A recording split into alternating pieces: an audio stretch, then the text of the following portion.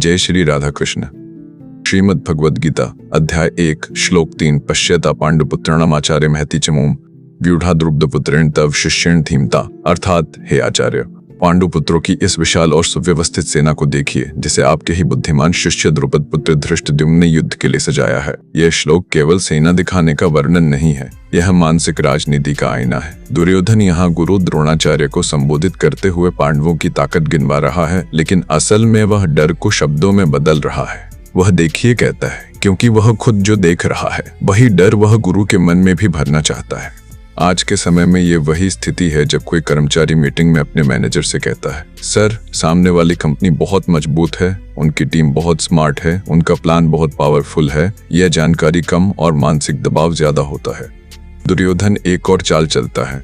वह कहता है, इसे सजाने वाला आपका ही शिष्य है, यानी वह गुरु को अपराध बोध में डालना चाहता है।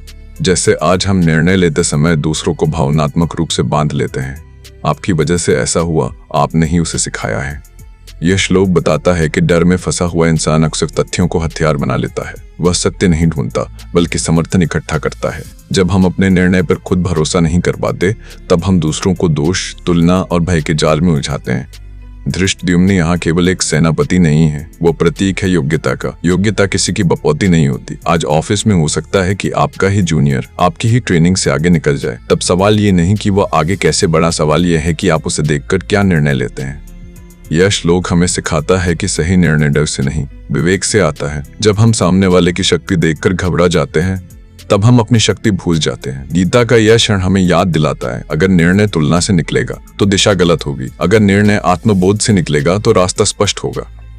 जीवन में हर बार जब आप किसी और की महती चमूम यानी बड़ी सजी हुई सफलता देखें तो रुकिए, खुद से पूछिए, मैं डर के कारण बोल रहा हूँ या समझ के कारण आगे बढ़ रहा हूँ।